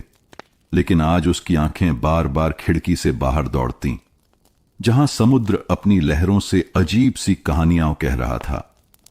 टी टेबल पर रखा अधबुना स्वेटर और मां की आखिरी राखी, जो बिना कुछ कहे हर साल आ जाती थी। क्यों नहीं लिखती अब, उसने मन में सोचा। फिर अचानक बिल्डिंग का सिक्योरिटी गार्ड दरवाजे पर आया। सर, पोस्ट आया है आपके नाम। नरेंद्र चौंका। पोस्ट? किसकी? कोई बूढ़ी अम्मा के नाम से है। बहुत धीमी आवाज में बोली थी कि बेटा इसे पढ़ेगा तो समझ जाएगा। नरेंद्र ने कांपते हाथों से लिफाफा लिया। वही मां की लिखावट, वही हल्का नीला रंग, अंदर जैसे बिजली कौंधी। उसने तुरंत दरवाजा बंद किया, लैपटॉप हटाया और लिफाफा खोला। चिट्ठी खुलती है। प्रिय नरेंद्र, स्वेटर पूरा हो रहा है। हर फंदे में तुझे याद किया, हर गांठ में तेरी चुप्पी को बांधा। क्या तू भी कभी अपनी सुई उठा पाएगा? शायद अब वो समय है जब मां की बातें तर्क से नहीं, प्रेम से सुनी जाए। लौटा। मां। नरेंद्र की आंखों में नमी आ गई। पल भर में वो सारा गुस्सा, सारा तर्क, सारी व्यस्तता तिनके की तरह उड़ गया। उसने फोन उठाया। उंगलियां कांप रही थीं। स्क्रीन पर वही पुराना नाम, मां। और इस बार उसने नंबर दबा ही दिया। फोन उधर गांव में बजा। सावित्री देवी बरामदे में बैठी स्वेटर का अंतिम फंदा बुन रही थीं। घंटी बजी। 1, 2, 3 बार। उन्होंने सुई नीचे रखी। हाथ कांपे, लेकिन फोन उठाया। हां? उधर से आवाज आई, मां। एक क्षण को समय ठहर गया। सावित्री देवी की आंखों में आंसू थे, लेकिन होंठ मुस्कुरा रहे थे। तेरा स्वेटर पूरा हो गया बेटा। फोन कट चुका था, पर कमरे में अब भी नरेंद्र की आवाज गूंज रही थी। मां। सावित्री देवी की उंगलियां अब भी कांप रही थीं। बरसों से जो हाथ सिर्फ ऊन की गांठें खोल रहे थे, आज एक भावनात्मक गांठ भी ढीली कर आए थे। वे वहीं बैठी रहीं, जैसे कोई सपना देखने के बाद आदमी कुछ पल चुप खड़ा रहता है। फिर धीरे धीरे उन्होंने स्वेटर उठाया। अब पूरी बाहें जुड़ चुकी थीं, गर्दन की किनारी बस अधूरी थी। उन्होंने सुई थामी और नई ऊर्जा के साथ धागा फिर से चढ़ाया। अब स्वेटर तो समय पर पूरा करना होगा, वो आ सकता है। उधर मुंबई में नरेंद्र की आंखें उस नीले लिफाफे पर टिकी थीं, जो अभी कुछ पल पहले ही खोला था। चिट्ठी की स्याही अब भी ताजा लग रही थी, जैसे हर शब्द उसके लिए ही लिखा गया हो।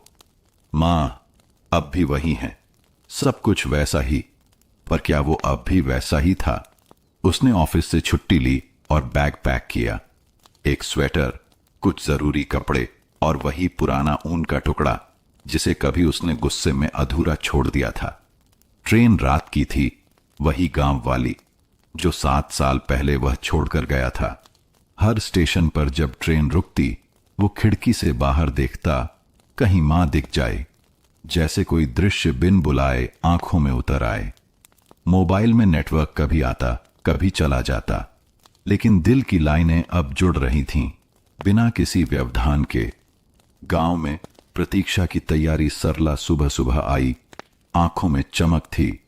अम्मा जी, क्या सच में नरेंद्र बाबू का फोन आया था? सावित्री ने हां में सिर हिलाया। कहां है? आ रहा है। सरला ने जल्दी जल्दी आंगन साफ किया, खिड़की की पर्दे बदले और रसोई में खीर चढ़ा दी।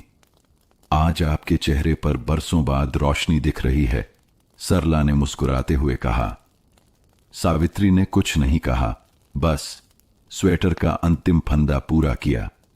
फिर उसे मोड़कर एक कपड़े में लपेट दिया, जैसे कोई सहेजी गई विरासत हो। उसी समय खिड़की से धूप भीतर आई।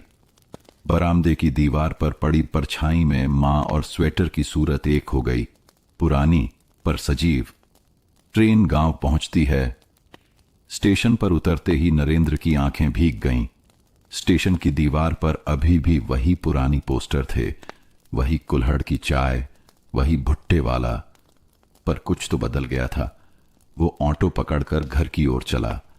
सड़कें वही थीं, पर हर पेड़ जैसे एक पुरानी बात कह रहा था। गांव की गलियां आज चुप नहीं थीं। हर कोना किसी गुमशुदा संवाद की प्रतीक्षा में था। जब वह गली में पहुंचा, सामने वही पुराना दरवाजा था और दरवाजे पर मां बैठी थीं, हाथ में वही नीला स्वेटर। नरेंद्र उतर कर कुछ देर उन्हें देखता रहा। वो बुजुर्ग स्त्री उसकी मां ही थी, पर अब उसमें उम्र की थकान के साथ एक जीत की चमक थी। सावित्री उठी। नरेंद्र पास आया। उन्होंने धीरे से स्वेटर उसकी ओर बढ़ाया। पूरा हो गया बेटा, लेकिन तू जब तक पहनेगा नहीं, तब तक मैं इसे पूरी तरह पूरा नहीं मानूंगी।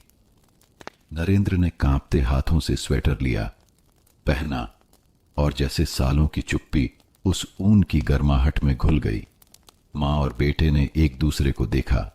कोई शब्द नहीं कहा, कोई क्षमा नहीं मांगी, कोई तर्क नहीं किया।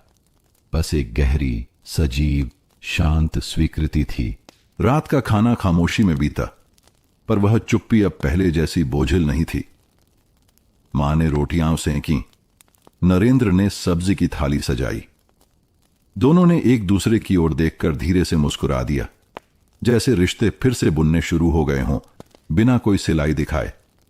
खाने के बाद सावित्री ने धीरे से कहा, तेरे कमरे की अलमारी खोली थी मैंने, अब भी तेरी पुरानी किताबें हैं।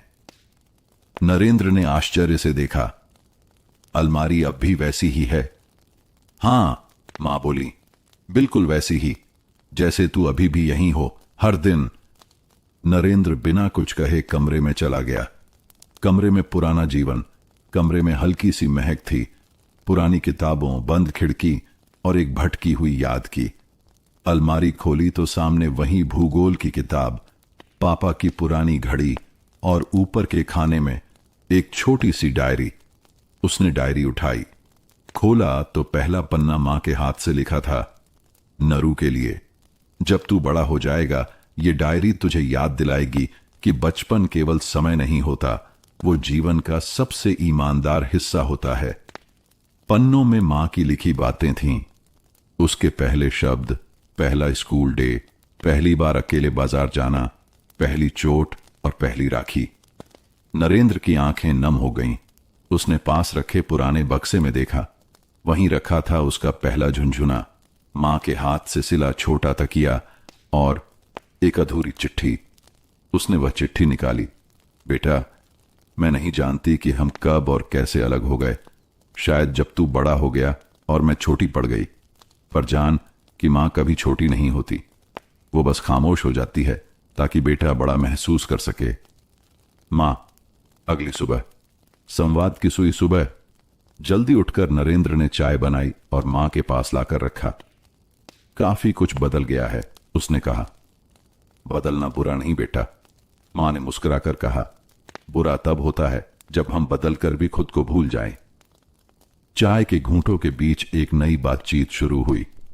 नरेंद्र ने मां से पूछा, आप अकेली कैसे रह लेती थीं? मां हंसी। मैं अकेली नहीं थी बेटा, तेरी यादें हर कोने में थीं। बस तेरी आवाज नहीं थी, वो अब आ गई है। स्वेटर की अंतिम परख। नरेंद्र ने स्वेटर पहना और आईने में देखा। फिटिंग थोड़ी ढीली थी, लेकिन उसमें गर्मी थी, एहसास था। मां की उंगलियों की छाप थी। वह मुस्कुराया और बोला, मां, अब मुझे भी ऊन पकड़ना सिखाओ। मैं भी कुछ बुनना चाहता हूं, शायद हमारे रिश्ते का अगला हिस्सा। मां की आंखें चमक उठी। बिल्कुल, लेकिन ध्यान रहे, हर गांठ में धैर्य चाहिए होता है। उस रात सावित्री ने खिड़की से झांका। आंगन में चांदनी उतर आई थी।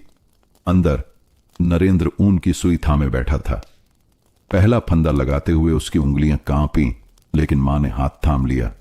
गलती होगी, उन्होंने कहा, पर याद रख, हर रिश्ते की शुरुआत गलत फंदे से होती है, फिर धीरे धीरे सब ठीक हो जाता है। नरेंद्र अब हर शाम मां के पास बैठता, ऊन की सुई पकड़ता और नई बुनाई सीखता। शुरुआती उलझनों के बाद अब उसकी उंगलियां धागों से दोस्ती करने लगी थीं। एक दिन जब वो मां के पुराने संदूक से ऊन का गोला ढूंढ रहा था, तभी उसके हाथ एक पुरानी रेशमी थैली लगी। मां, ये क्या है? उसने पूछा। सावित्री चौंकी। उनकी आंखों में एक पल को कुछ ऐसा तैर गया जो नरेंद्र ने पहले कभी नहीं देखा था। झिझक, दर्द और एक छिपी स्मृति। वो मत खोलो, उन्होंने धीमे से कहा, पर नरेंद्र रुक नहीं पाया। उसने थैली खोल ली। अंदर एक नन्हा बच्चा स्वेटर था, पीले रंग का।